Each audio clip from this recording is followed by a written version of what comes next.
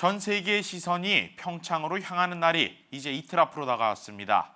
한국이라는 브랜드를 알리는 홍보대사이기도 합니다. 김희선 한국관광공사 LA 지사장과 함께 올림픽을 통한 한국 홍보 효과와 나아가 미국 내 관광 유치 전략 등을 들어봅니다. 어서 나오십시오. 네, 안녕하세요. 예. 초청해 주셔서 감사합니다. 네. 자, 이번 평창 홍보를 계기로 한 미국 사회 전반의 반응, 네. 그리고 실제로 이것이 관광객으로 유치가 될 것인지에 대한 어떤 기대, 네. 이런 부분에 대해서 좀 어떤 생각을 하고 계십니까? 저는 일단 평창이라는, 그러니까 88년도에도 서울 올림픽을 계기로 대한민국이 국제 사회에 첫 발을 내디뎠다고 생각합니다. 그렇기 때문에 평창을 거의 이제 홍보에 가장 중요한 게 사실은 지상파를 통해서 이렇게 보도되는 건데, 지금 패럴림픽스 기간까지 합하면 거의 한 달 정도 아마 미디어에서 MBC를 포함한 미디어에서 평창이라는 얘기를 끊임없이 듣고 또 보고 느끼게 될 것으로 생각합니다. 그래서 저희는 굉장히 호옥이라고 보고요.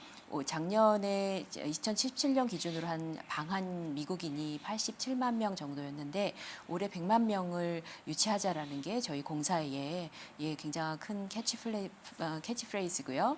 그래서 이렇게 올림픽을 지렛대를 사용해가지고 홍보 효과를 활용해가지고 관광 산업으로 연결을 시키면 방한하는 미국인들 모객하는데 굉장히 도움이 될 것으로 기대하고 있습니다. 예, K-팝 등이나 이런 한류의 열기와 그다음에 실제로 관광객 유치 등으로 이어지는 효과가 네. 상관관계가 좀 밀접하게 있습니까? 아니면 좀 더 유기적으로 이루어져야 되는 부분이 있다고 생각하시나요? 저는 그거는 지역별로 좀 다르다고 생각합니다.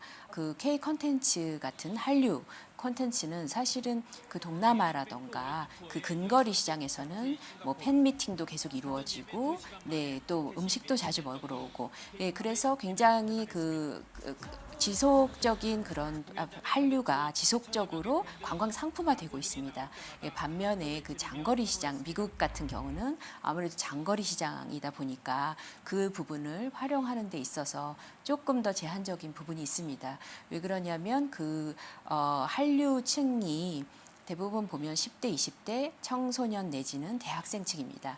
근데 장거리 여행을 가려면 일단 시간적인 여유가 있어야 되고, 그 다음에 또 비용적인 측면이 있어야 되기 때문에, 그렇죠. 예. 근데 지금 한류를 소구하는 소구층들은 아직 시간적이거나 그다음에 또 경제적인 여유, 그런 부분에 있어서 조금 아직은 어려운 부분이 있기 때문에 시장의 특성이 차이가 난다고 생각합니다. 역설적으로 얘기를 하면은 조금 시간이 지나면은 오히려 이것이 관광객 유치라는 효과로 이어질 수도 있겠다, 이렇게 해석을 해도 되겠네요. 네, 저는 굉장히 좋은 포인트라고 생각합니다. 왜냐하면 모든 마케팅은 어렸을 때 노출을 시켜서 어렸을 때의 관심이 나중에 점점 가면서 기억이 나는 거잖아요. 네. 네, 그러니까 이 친구들이 10대에 노출이 됐던 사람들은 일단 한국에 대한 관심을 어렸을 때부터 가지고 있기 때문에, 그런 사람들은 자기가 여유가 생긴다면 당연히 한국에 관광을 가지 않을까, 그렇게 기대합니다. 알겠습니다.